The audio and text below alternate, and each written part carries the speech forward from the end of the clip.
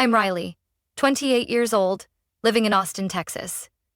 After nearly 2 years of treatments, hope and disappointment repeating like a cruel cycle, my husband, Marcus, and I finally held hands and stepped past the invisible shadow of infertility.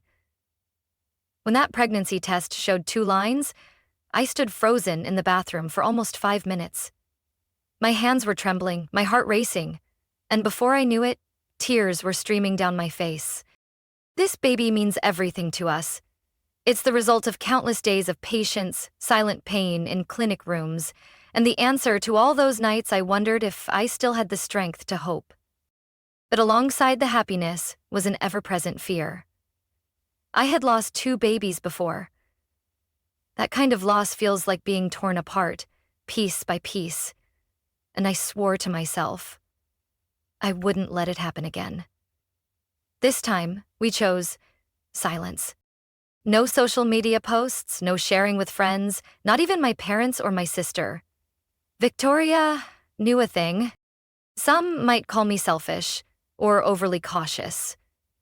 But they don't understand that sometimes protecting yourself means creating a space where hope can breathe, untouched by expectations, or the heartbreak of having to announce yet another loss.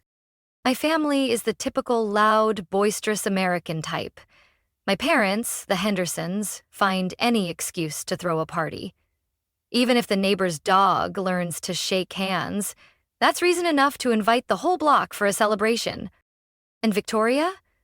She's a story of her own. 3 years younger than me, beautiful, ambitious, living by the motto, "The world is my stage." Last year, she nearly became the perfect bride, with a grand wedding planned at a Miami resort. But the night before, her charming fiancé slept with the maid of honor. Victoria found out while trying on her expensive wedding gown one last time. The next day, instead of walking down the aisle, she collapsed on the living room floor, surrounded by untouched wedding gifts, crying as if the world had ended. We all tried to pull her back up, but from that day, Victoria changed. Her smile grew sharper, her tone colder, and every ounce of her energy was funneled into her career.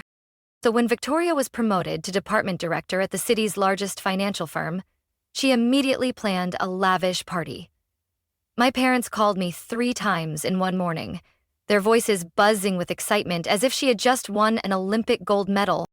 "Riley, you have to be there. This is a big moment for your sister. The whole family's counting on you," my mother said, every word hitting me with a familiar but heavy weight. I knew I couldn't keep saying no, but the more they insisted, the more anxious I became. My belly wasn't too obvious yet, but the signs were harder to hide each day. The last thing I wanted was to overshadow Victoria's moment, having the attention shift from her promotion to whispers of "when are you due" and "how far along are you?" That would kill her joy instantly. Marcus took my hand, gentle but firm. "Go, Riley. We can keep this secret a little longer. Let her have her night." I nodded, but deep inside, the unease simmered like a lingering fever. That evening, the Austin sky hung low and heavy, as if warning me of what was to come. I stood before the mirror, adjusting a flowing olive green maxi dress, hoping the soft fabric would conceal the growing curve of my belly. A light cardigan layered on top, a touch of careful makeup to soften my puffiness. Every detail meticulously planned, all to ensure tonight would be victorious, not mine. Marcus watched me from the bedroom doorway, his eyes a mix of tenderness and worry. "You okay?" he asked softly, his voice pulling me back to the present. "I'm fine." I forced a smile, more to convince myself than to reassure him. The party was held at a rooftop restaurant on South Congress Street, a place Victoria always called the city's view for winners. The space shimmered with fairy lights, glasses of wine sparkling, and lively laughter echoing right from the entrance. Victoria truly knew how to make herself the center of attention. "Woohoo! Riley!" Her voice rang out from across the room, high-pitched and excited. She walked over and wrapped me in a hug. "I thought you'd use work as an excuse to skip my party again." I gently squeezed her shoulders, smiling. Today is your big day. How could I miss it? For a brief moment, Victoria's eyes gleamed with satisfaction, but I also caught the subtle glance of scrutiny at the corner of her eyes.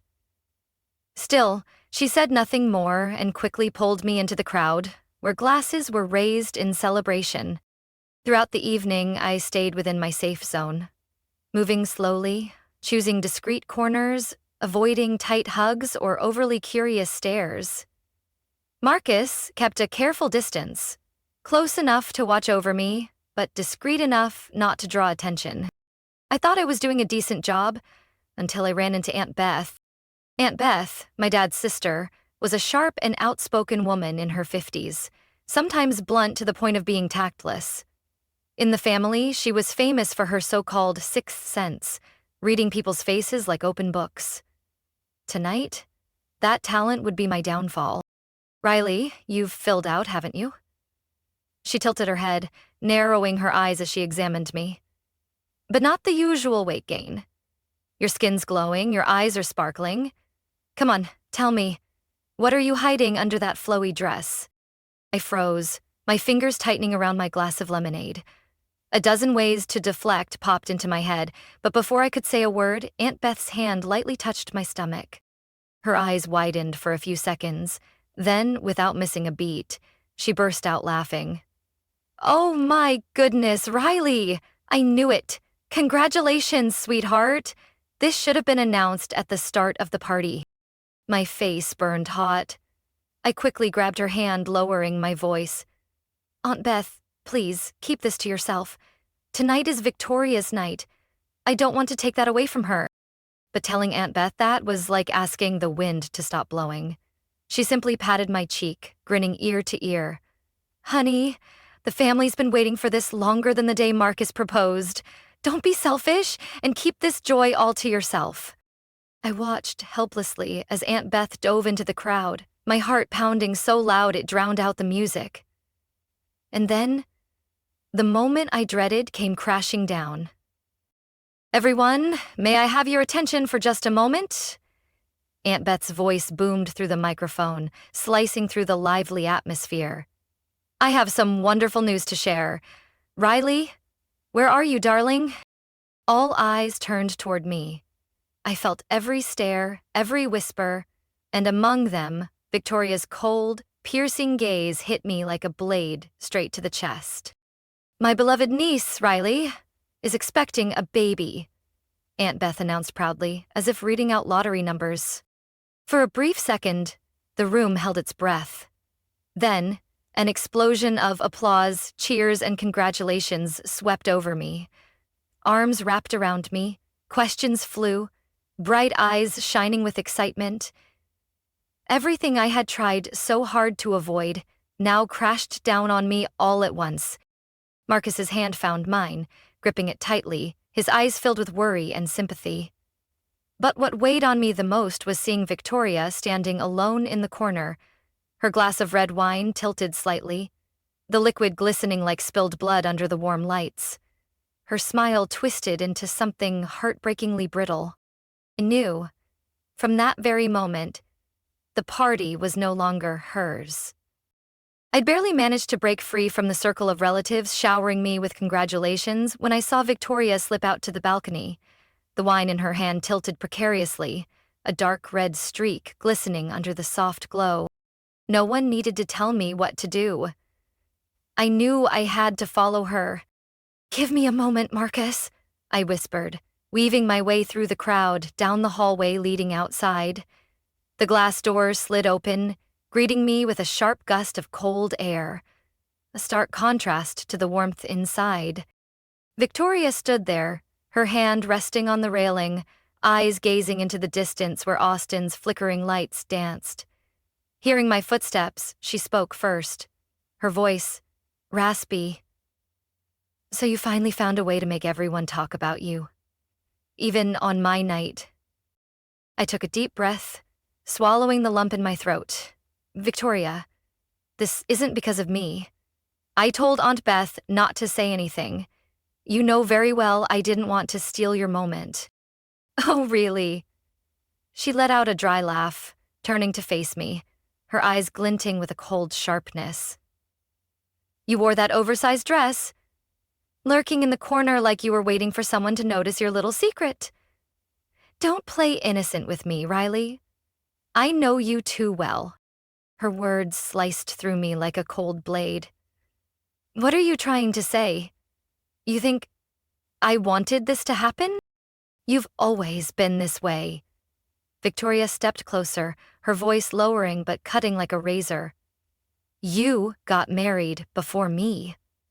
You're always the one Mom praises for being mature, thoughtful. And now, just when I'm about to have my big moment as a bride, you conveniently get pregnant. How convenient. I stood frozen. My hands dropped to my sides, my heart crushed by the cruelty of the sister I had always loved. Victoria, you're crossing a line. You know how hard Marcus and I have tried. I've lost 2 babies before. My voice trembled, the painful memories hitting me like a punch to the chest. Oh, I know. Lost 2, didn't you? Victoria sneered, her eyes flashing with venom. So this time, you have to make extra sure, right? Or maybe you're just afraid of failing again, so you want the whole world to know. Just in case it ends badly. You'll have their pity ready. I stood there, stunned. Each word felt like a slap to my face. The air thickened, anger rising like waves crashing in my chest. You really said that? Victoria? I gasped, struggling to keep my fury in check. Do you remember who sat with you all night after that bastard ditched you before your wedding? Who packed every wedding gift? Who called every vendor to cancel just so you wouldn't have to face more pain? Victoria clenched her fists, nails digging into her pale skin. But her glare never wavered. You think that erases the fact that I've always been your shadow? I've lived my whole life being compared to you. Riley, the perfect daughter. Me? I'm just the failure they gossip about whenever there's nothing better to say. I bit my lip until I tasted blood, my hand instinctively resting on my belly, shielding the fragile life within. Victoria, I never wanted to compete with you. Never. But if you choose to hate me just because I'm happy, that's your choice, not my fault. My words hung in the air. Victoria's lips pressed into a thin line, her eyes red but unyielding. You can fake being noble to everyone else, but not to me, Riley. She turned sharply, the clack of her heels echoing on the cold stone floor. Just remember this. I lost everything tonight. You got your perfect announcement. Congratulations. You win. Happy now? I didn't follow her. The wind blew past, carrying her bitter words away. In that moment, all I saw was a deeply wounded Victoria, clinging to her resentment as if it were the only thing keeping her afloat. But this time, I couldn't carry her burdens anymore. I stood there for a long while after Victoria left, the cold seeping through my thin jacket, making me shiver. The anger was gone. The sadness, too. All that remained was an eerie emptiness, like something irreparably broken between us. When I returned inside, the party had lost much of its buzz. Some guests had already left, while others had moved to the upstairs lounge. Marcus spotted me immediately, hurrying over, his eyes scanning my face as if trying to decipher my thoughts. "Are you okay?" he asked, his hand gently resting on my back. "Can we leave early?" I whispered, not wanting to stay another minute. He nodded, wrapping his arm around me as he guided me upstairs to retrieve our coats and bags. Unfortunately, the coat room was tucked away at the far end of the second-floor hallway, a peculiar design choice by the restaurant, but at that moment, I just wanted to grab our things and leave. Marcus went ahead to call for the car, leaving me alone in the room. As I reached into the closet for my coat, I heard heavy footsteps behind me. Turning around, I saw Victoria, staggering slightly, still clutching her half-empty glass of wine. "We're not done talking." Her voice was slurred, her eyes bloodshot with alcohol and something far more toxic. I exhaled slowly, steadying myself. Victoria, you're drunk. Go home, get some rest. She stepped closer, her glare sharp as a blade. You always get everything, don't you? Always the one they cheer for, always the golden child. And me? I'm just the joke. Tonight was supposed to be mine. I didn't take anything from you, I replied, gripping my coat tightly. I never wanted to be the center of attention tonight. Victoria scoffed. Then prove it. Prove you're not pregnant. If you really didn't want the spotlight, why pretend otherwise? Before I could grasp what she meant, a sudden forceful shove to my chest sent me staggering. The carpet beneath my feet was slick, my hands flailing reflexively, reaching for the nearby door frame. But I missed. I fell. The sensation of falling felt endless. My heart clenched, and instinctively I curled into myself, arms cradling my belly. It all happened within mere seconds, yet felt agonizingly slow. My back slammed against the edge of the staircase before I continued sliding down the cold, hard wooden steps. I threw out my hand to break the fall, but a sharp crack echoed in my head, followed by a blinding pain that blurred my vision. I crumbled at the bottom of the stairs. I lay, trembling, my breath ragged, my wrist numb with searing pain. For a moment, no one reacted. Then, somewhere distant, Marcus's panicked voice pierced through the haze. Riley, are you okay? I could only whisper one desperate plea before darkness swallowed me whole. Save the baby? Marcus? Our baby? I don't remember what happened next. The wail of ambulance sirens, flashing lights, hurried footsteps, and someone screaming, probably Marcus, all melted into a swirl of pain as I drifted into a void. I woke up in a hospital room, my wrist encased in a heavy cast, the other arm hooked to an IV. The stark white ceiling lights made me squint. Marcus sat beside me, head buried in his hands, looking like he'd aged a decade. I croaked his name, my voice rough as if dragged up from hell. He shot up, eyes bloodshot, but they lit up with profound relief when he saw me awake. You're okay. You're awake. He grabbed my good hand tightly, careful to avoid my broken wrist. The doctor said you fractured your radius. You'll need a cast for 6 weeks, but most importantly, he hesitated, then continued. The baby's fine. They did an ultrasound. The heartbeat is strong. We didn't lose the baby, Riley. I broke down in tears. The physical pain was nothing compared to the suffocating fear of losing my child again. I had escaped a nightmare, but deep down, I knew the real nightmare had only just begun. In the days that followed, my world shrank to the sterile white of hospital walls, the sharp scent of antiseptic, the rhythmic beep of heart monitors, the weight of my casted left wrist. Yet despite it all, I was lucky. Our baby was safe. I thought, after everything, Victoria would at least have the decency to stay away. But instead, it was my parents who showed up first. That afternoon, just as Marcus had stepped out to grab some snacks, the hospital room doors swung open. My father, Douglas Henderson, entered with his usual stern demeanor, followed by my mother, Linda, her eyes puffy but her gaze chillingly cold. Riley, we need to talk. I clutched the blanket over my belly, the throbbing in my wrist a stark reminder that I couldn't afford to be weak now. I'm listening. What do you want to say? My mother spoke first, her voice pleading but laced with reproach. About that night. Victoria told us everything.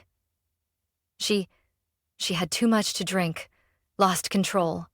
No one wanted things to end up like this, Riley. I let out a dry, hollow laugh. Lost control? Are you talking about the shove that nearly killed my child? Or was it just her little impulse to test if I was faking my pregnancy? My father's frown deepened, his voice lowering. Riley, no one denies Victoria was wrong. But she's your sister. Your blood. Are you really going to drag this out to court? Our family can't survive a scandal like this. Each word, our family, rang hollow, a flimsy excuse to justify the inexcusable. What about me, Dad? Am I not part of this family? You're blowing this out of proportion, my mother cut in, gripping her purse tightly. Victoria isn't a bad person. She's been going through a lot. You know that. It was a moment of recklessness. Are you going to ruin her career over one mistake? At that moment, Marcus returned, sandwich box in hand, his expression darkening as he took in the scene. I believe I should be part of this conversation, Marcus said, his voice calm but weighty. Riley nearly lost her life because of her sister, and our unborn child went through a trauma none of you seem to care about. All I hear from you two is family and Victoria's career. What about Riley? Who's standing up for her? The room grew heavy, the silence thick enough to cut through. My father crossed his arms, his gaze sharp. We acknowledge the consequences. But as family, Marcus, we should know when to yield, when to save face. Have you considered the fallout from a lawsuit? Don't lecture me about morals, Marcus shot back, unflinching. Victoria nearly killed my wife. She must face legal consequences, not just a few scoldings before going back to life as usual. My mother collapsed onto a chair, burying her face in her hands, sobbing. Riley, she's your sister. Can you really be this heartless? If you press charges, you'll destroy this family. I pressed my lips together, the bitterness rising like bile. I'm not destroying anything, Mom. Victoria made her choice when she pushed me down those stairs. But my father wasn't done. His voice dropped, each word cold as steel. Riley, if you decide to press charges against Victoria, prepare yourself. Your mother and I will have nothing more to say to you. I was no longer surprised. That sentence merely confirmed what I had sensed all along. In my parents' eyes, Victoria was always the one worth protecting, while I, even as the victim, was expected to stay silent. Marcus took my hand, giving it a firm squeeze, a quiet reminder. I'm with you, always. I took a deep breath. The pain in my wrist, in my abdomen, and deeper still, the wound carved by my own family, melded into an eerie calm. I'm going to press charges against Victoria, I said, clearly, each word slicing through the heavy air. Not out of hatred, but because I need to protect myself. And protect my child. My father clenched his jaw. My mother sobbed louder. But this time, I didn't feel hurt. They chose Victoria. I chose what's right. 3 days after my parents left the hospital room, my lawsuit was officially filed with the Austin City Court.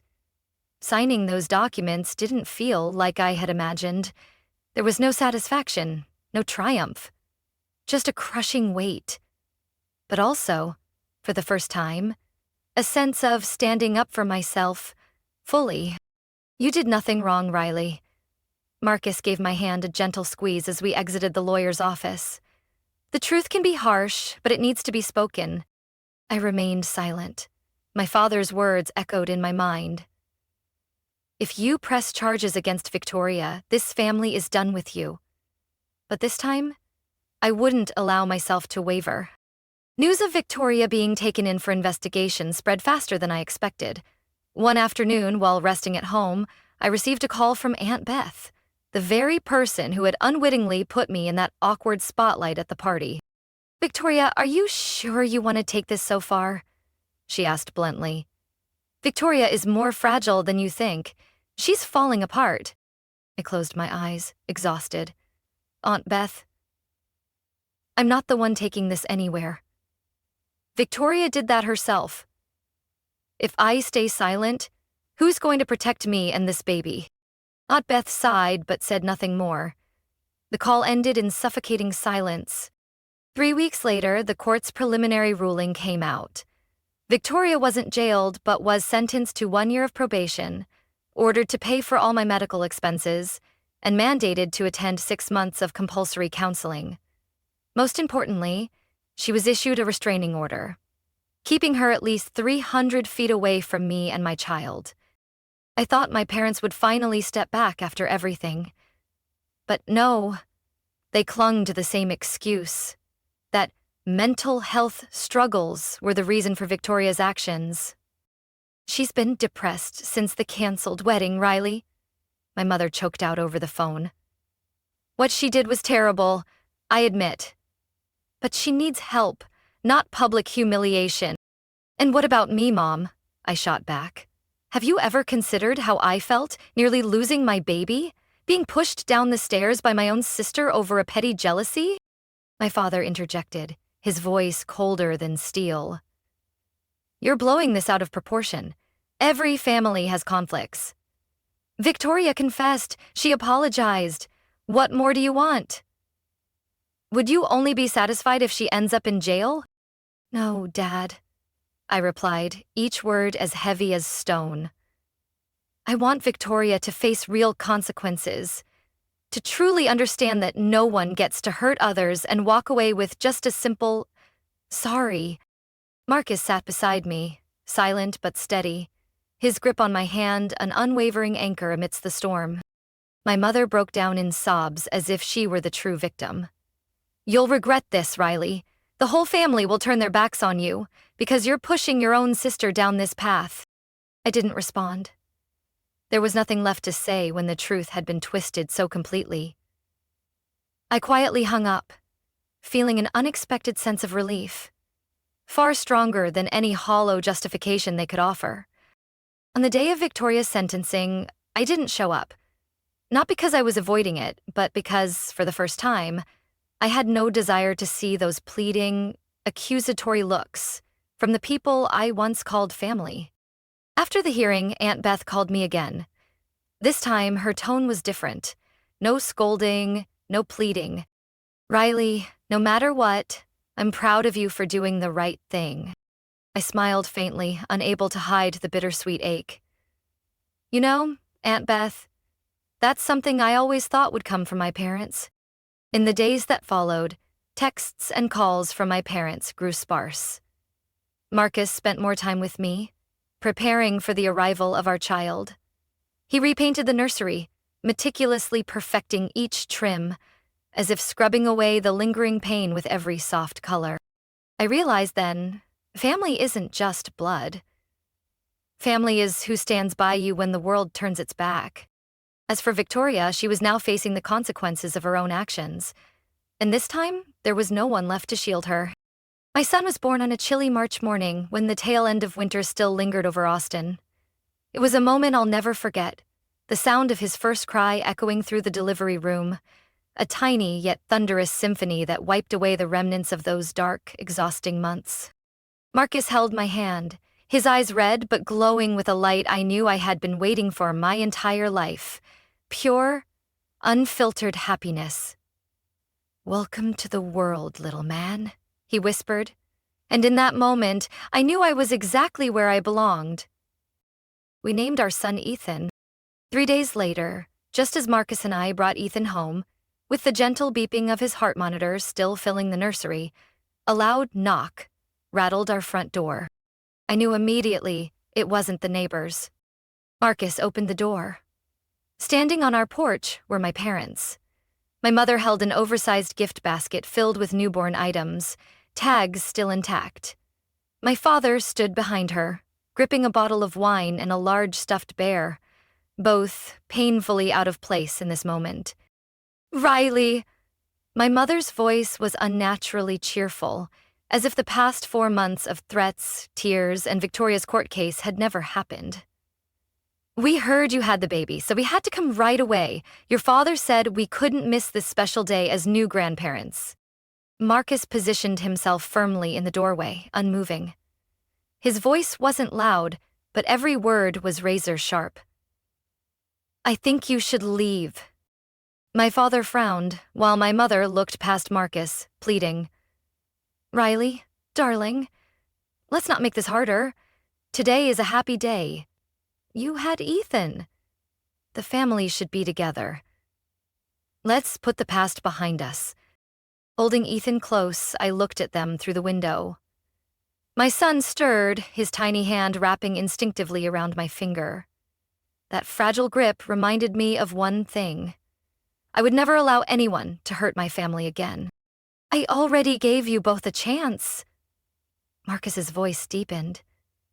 A chance to apologize to my wife, to protect her. But you chose to defend Victoria. You turned your backs on Riley when she needed you most. And now, because this little boy is here, you think you can pretend none of it happened?